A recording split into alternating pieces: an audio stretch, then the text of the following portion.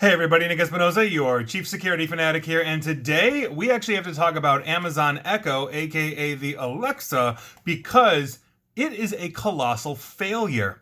Believe it or not, this is what I'm talking about, and this is really interesting. Now, this is coming from Ron Amadeo of Ars Technica, and I think he had a pretty good write-up, and he made some really good points here on where Amazon is going with this. So I'm cribbing from him and also from his original source, Business Insider. But this is really interesting because Alexa's been around for 10 years. If you didn't know, it's literally been around for a decade. It's been one of the biggest home voice assistants ever, and it is the largest for the record. It's even been copied to some extent by the Googles and Apples of the world also. But Alexa never actually managed to create an ongoing revenue stream for Amazon, and that's a very serious problem. And to put it plainly, Alexa isn't making money. Now, Alexa's division is part of the quote-unquote worldwide digital group, along with Amazon Prime Video, and basically, according to Business Insider, that division lost $3 billion in the first quarter of 2022 alone, with the vast majority of those blame going to the Amazon Echo / Alexa division. Now, this apparently doubles the losses of any other division, and the report says that the hardware team is on pace to lose $10 billion this year over the Amazon Echo devices. Now, Amazon is tired, obviously, of burning through what is essentially a ton of cash. So these recently announced layoffs are just really hitting the Alexa division the hardest. So his Business Insider report, they also spoke with, quote, a dozen current and former employees on the company's hardware team, end quote, who described a quote unquote division in crisis.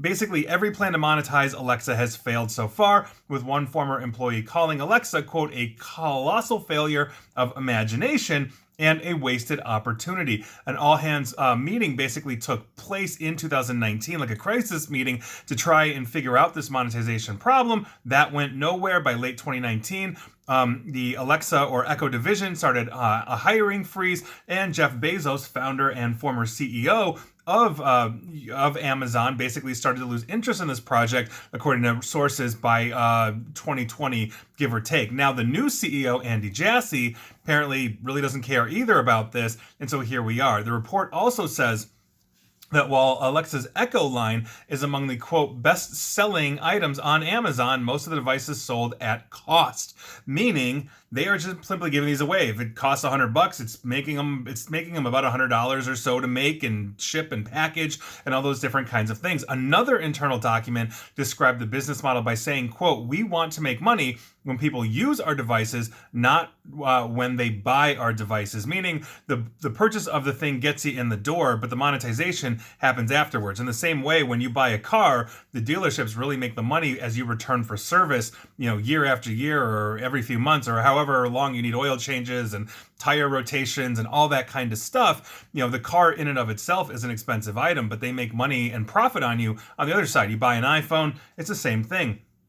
Obviously, Apple wants you to pay and make profit off of the iPhone, but they make a ton of money off of iTunes and the app stores and the monetization of that. Essentially the phone, once again, gets you into the ecosystem, and the ecosystem pays for itself. But this being a home assistant really doesn't have that same luxury, because we're not picking up the Amazon Echoes and walking them out the door with us, when we are getting into our cars or all that. Now they're trying to integrate these things into vehicles as well, but we'll see where that goes given this news.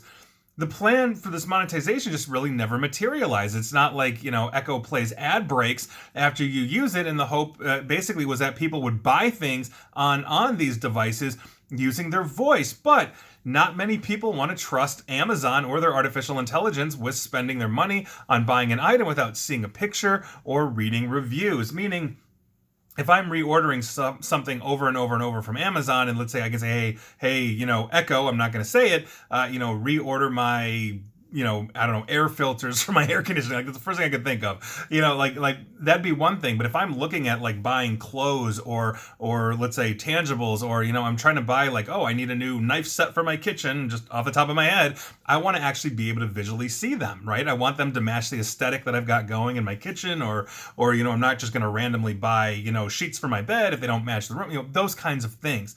That's what we're talking about. Now, the report also said that by basically year 4 of this experiment, quote, Alexa was getting 1 billion interactions a week, but most of those conversations were trivial commands to play music or ask about the weather.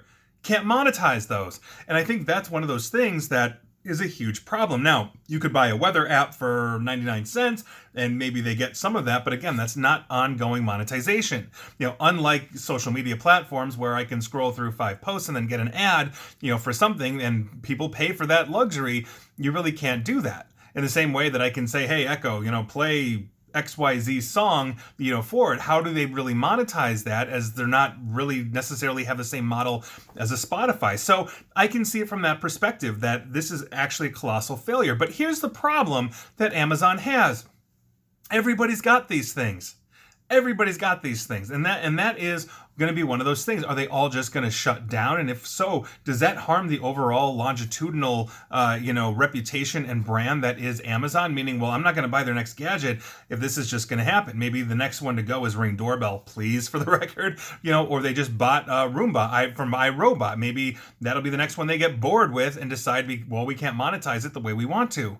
So they're between a rock and a hard place here, because to fully spin these things down means that tens of millions or hundreds of millions of these units that are absolutely everywhere, running houses, doing all of these other things, now basically stop. You're going to have a lot of angry people when they say, you know what, the entire project is scrapped. So they can't really do that. And if they do, like I said, they could potentially lose a lot of revenue from angry people that say, well, screw Amazon, I'll go to an Amazon competitor in some way, shape, or form, even if it's 3 different competitors to do the same thing Amazon does. So I think it's a rock and a hard place. I don't know why people have these things as well. I really think home automation is cool, but why would you bug your house, and why would you give this to Amazon, who has very close ties to law enforcement? Thank you, Ring Doorbell. So we'll see where this goes. But in that vein, Amazon Echo is a colossal failure, and I think that needs to be understood. So if you've got a whole bunch of these things, I think they'll keep working, but we're just not sure. And please like, share, follow me here on Facebook and Twitter at NickAESP, and please feel free to subscribe to me at YouTube as well. And as always, stay safe, stay online, and please attempt to stay private. Thanks, everybody.